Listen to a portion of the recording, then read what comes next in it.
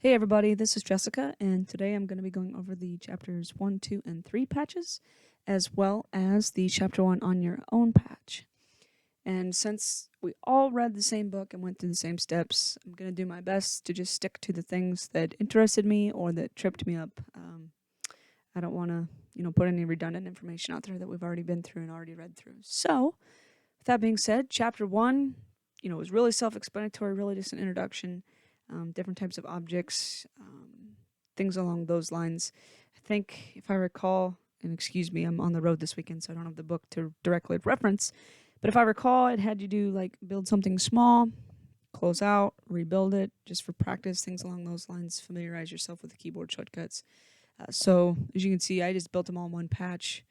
It's not my first rodeo, but I'm definitely no expert in Macs. So as far as chapter 1 goes, that stuff was pretty much all review, so I just blew through chapter 1. The on your own exercise, also pretty self-explanatory, just getting into a few of those different output objects. So starting button, different message boxes, put whatever numbers you wanted in those message boxes. They wanted a print object with an argument behind it, a number box, and then that floatum for the floating point. And again, obviously this is already filled out because I've already ran it, but just so you know it works.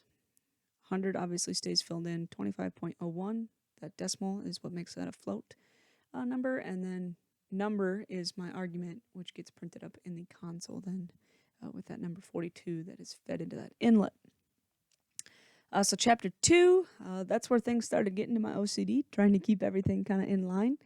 I did decent on chapter 2, I can't lie, but chapter 3 started getting to me. Pretty straightforward here as well. The slider I was familiar with, make note, note in, note out. Those are objects that I was familiar with coming into this chapter as well. The only comment that I have here, so because I'm on the road, I have not yet had the ability to test out this patch or any of these patches with my controller. And hopefully I get to do that before class time on Wednesday, but for right now, I've just had the ability to build a patch. And I know at one point in time, prior to this getting to this size, it made the comment that, all we had was data. We need to have some sort of, audio data attached to that so we can actually hear things out of that. So at any point prior to where it mentioned pulling out your controller, at any point prior to that, should have we been able to hear audio out of this particular patch, this particular chunk of the patch?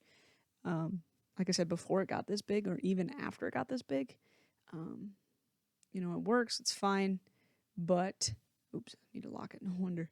It works, it's fine, but, like I said, I don't have my controller, so I assume it works. I followed all the steps. It looks just like the book picture, but haven't been fortunate enough to test it yet. So then chapter 3, that's, like I said, where my OCD really started getting the better of me. I like this to look much neater than it does. But this one pretty self-explanatory, just getting different chords, different intervals mixed in to playing one bass note, and different options for doing that. You have your menu drop-downs, some buttons to push, and then your radio buttons as well, all of which work here.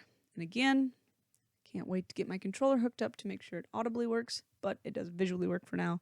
And another one of those deals where, follow the instructions and the pictures in the book. So I assume it'll work when the time comes to try it out. But so far, as far as I'm concerned, chapters 1, 2, and 3, great, pretty self-explanatory, pretty simple. I know I'm going to bite my tongue in a couple weeks as I say that because I know things are going to progress quickly. But the programmer in me is excited to mix this programming with music. So those are my patches. Thanks for tuning in. Hope you have a great rest of your week. Thanks.